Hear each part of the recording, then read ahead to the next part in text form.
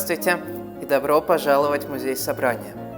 В нашей коллекции есть уникальный фаянсовый кувшин, украшенный великолепным рельефным изображением вакханалии, древнегреческого празднества, посвященного богу виноделия Дионису.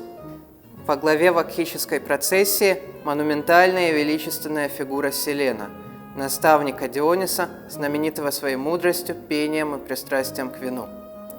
Падающего, захмелевшего Селена поддерживают два козлоногих сатира, а перед ними, убежав вперед, резвятся и шалят дети, или, как называют такой образ в искусстве, маленькие путти. Один из путти забрался на животное, на котором обычно путешествует Селен – осла. Позади вакхантов, то есть участников вакханалии, можно увидеть лозы, листья и гроздья дара Диониса – винограда. В форме лозы этого растения также выполнена ручка кувшина, а его откидную серебряную крышку венчает гроздь спелых ягод и широкие листья. Если крышка была создана в ювелирной мастерской поставщика российского императорского двора Карла Матвеевича Баяновского, то тулово кувшина было изготовлено, скорее всего, на Киево-Межигорской фаянсовой фабрике в 1860-е годы. Это предприятие производило совсем недавно изобретенную в Англии поросскую посуду или статуарный фарфор – керамические изделия, украшенные миниатюрными репликами наиболее знаменитых скульптур прошлого. Так и в нашем случае изображение Селена, поддерживаемого сатирами, восходит к бронзовому рельефу Кладиона, выдающегося французского мастера XVIII столетия. Произведения Кладиона пользовались большой популярностью. Они активно тиражировались, украшали дворцы, а молодые художники зарисовывали их во время своего обучения. Примечательно, что один из последователей Кладиона создал картину, изображающую бронзовый рельеф учителя так, словно он сделан из совершенно другого материала – терракоты.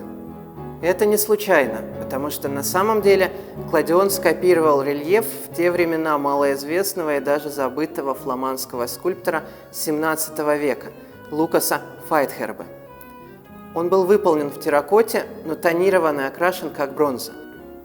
Известно, что Файтхербе создавал небольшие статуэтки и декоративные изделия по эскизам великого художника Питера Пауля Рубенса. Возможно, рельеф с Селеном и сатирами принадлежит именно этой группе работ. Косвенным подтверждением этому может служить картина другого ученика Рубенса, Франца Ваутерса. Она была создана практически одновременно с рельефом Файтхербе и изображает Селена идентичным образом, то есть скульптор и живописец могли использовать в работе один и тот же прототип. Более того, коллега Файтхербе и Ваутерса, другой скульптор, сотрудничавший с Рубенсом, Франсуа Дюкенуа, специализировался на создании скульптур, изображающих шалости пути. Одна из его наиболее знаменитых работ, небольшой мраморный рельеф, изображает детей, участвующих в вакханалии и пытающихся покорить и вскарабкаться на козла. Эта скульптура была особенно популярна среди мастеров следующих поколений. В XVII веке ее часто изображал в своих картинах ученик Рембрандта Геррит Доу, а в XVIII столетии ее активно копировали французские художники. Вероятно, под впечатлением от работы Дюкенуа или его последователей, Кладион создал большой рельеф, изображающий вакханалию детей. В этой работе Путти уже вскарабкался на козла. Именно этот мотив был использован мастером Киево-Межигорской фабрики, только козла он заменил на осла. В древних мифах это неизменный спутник Селена, и благодаря нему обе сцены, украшающие сосуд, друг друга дополняют. Таким образом, сюжеты и персонажи древнегреческих мифов, сформировавшиеся тысячелетия назад, были эффектно и ярко интерпретированы фламандскими мастерами XVII века. В следующем столетии художественные образы и идеи фламандцев путешествовали между картинами, рисунками, терракотовыми и бронзовыми скульптурами Англии, Голландии и Франции. И в XIX веке они украсили кувшин Киево-Межигорской фабрики.